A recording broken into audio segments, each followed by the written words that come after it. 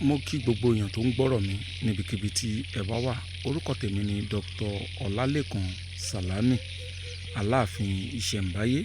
Èmi a máa sọ pé erin kọjá gbígbé, àjànàkú kọjá rúrù, àjànàkú kọjá mórí nǹkan fìrí. Bá a bá rìnrìn, ẹ jẹ́ ká sùpà rìnrìn. Lákọ̀ọ́kọ́, mo fẹ́ fún wa ní iṣẹ́ kan. Iṣẹ́ yẹn kò rọrùn láti gbàgbọ́, ṣùgbọ́n àgbàlagbà tó bá dá nǹkan mọ̀, á mọ̀ pé ọ̀rọ̀ ni mo sọ. Kí ni iṣẹ́ náà? Òun náà ni pé bí èèyàn bá fẹ́ kí olóyún kó bí ọmọ ọkùnrin. Ọ̀pọ̀lọpọ̀ ò ní gbàgbọ́ nítorí àwọn ẹ̀sìn àjòjì táwọn òyìnbó tán gbé wá bá wa. Ọ̀pọ̀lọpọ̀ gbàgbọ́ pé Ọlọ́run ló ń ṣọmọ, nǹkan tọ́lọ́run máa ṣe síbẹ̀, òun náà ló máa ṣe. Ṣùgbọ́n ọ̀pọ̀lọpọ̀ àwa tá máa ń nígbàgbọ́ yìí, tá bá wá gbọ́ pé òyìnbó ó discover kinní kan tó ṣe pé yóò jẹ́ kí olóyún bí obìnrin àbí ọkùnrin, àwa la máa tún gbàgbọ́. Ó túmọ̀ sí pé nǹkan tiwa ni kì í jọ wá lójú. Tó bá ṣe pé òyìnbó ló ṣe research tán discover nǹkan kan, a máa ń gbàgbọ́. Kódà tó bá yẹ pé òyìnbó ló ṣe capsule kan pé capsule yìí ẹni tó bá fẹ́ bí ọmọkùnrin ò ní kó lò, pastor gan ara, àfáà gan ara. Ṣùgbọ́n tó bá yẹ pé ìbílẹ̀ ló sọ pé nǹkan báyìí lèèyàn máa ṣe tó máa fi bí ọmọkùnrin, a máa ní irọ́ ni. A ní Yorùbá level, a ní kinní kan level. Ṣùgbọ́n kí n tó sọ, ẹ jẹ́ kí n kọ́kọ́ correct àwa tí a máa ń gbọ́ Dr. Lékan Sàlámì.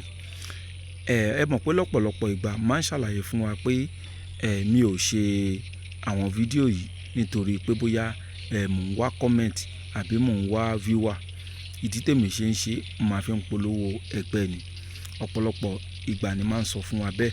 Ṣùgbọ́n àwọn èèyàn wọ́n ti ń pè mí jù lórí pé ṣé tá bá fẹ́ ṣe nǹkan, ṣé ẹ lè bá wa ṣe? So a ti fi ààyè ẹ̀ sílẹ̀ ńgbà kan, ṣùgbọ́n àwọn èèyàn fuck up. Ní báyìí a tún wá ti ṣí ààyè irú nǹkan báyìí, a tún ti ṣí sílẹ̀. Ṣùgbọ́n mo fẹ́ ká rántí pé kálukú wa náà ló ní business ẹ̀. Ṣé rí Dr. Lékan Sàlámì kì í ṣe torí ayé YouTube ló ṣẹ̀ ń ṣe ní tó ń ṣe. Ó ti pẹ́ ta ti wà lẹ́nu ẹ̀. Bẹ́ẹ̀ dẹ̀ ni a register lọ́dọ̀ ìjọba gẹ́gẹ́ bí company tó ń ṣe ògùn ìbílẹ̀ fáwọn èèyàn. Ó ti yàtọ̀ sí àwọn ọmọ tó ṣe pé wọ́n ń wá viewer lórí social media. So ìwọ tó bá fẹ́ pe nọ́mbà mi wípé o fẹ́ ṣe nǹkan, ẹ jọ̀ọ́, ihun tó dáa jù ni pé kẹ́ message mi ní orí WhatsApp. Ṣùgbọ́n tó bá yẹ pé nọ́mbà pípé ló rọrùn fún wọ, mo fẹ́ kẹ́ mọ̀ pé mo lè wà níbi tí mi ò ti lè sọ̀rọ̀ tẹ́ bá pè mí. Kì í ṣe ti gbéraga, torí ọ̀pọ̀lọpọ̀ èèyàn ló fẹ́ kó yẹ pé bóun bá ṣe pè èèyàn bẹ́ẹ̀ kó máa dáhùn lóhùn bẹ́ẹ̀.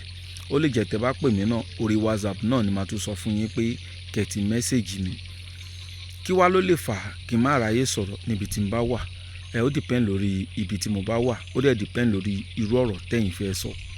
Ẹnìkan ni mo wà nínú báǹkì ńjọ́ kan ló ń bá mi sọ̀rọ̀ ògùn ìbọn. Ṣẹ̀ rí pé kò yẹ kéèyàn dá lóhùn rárá.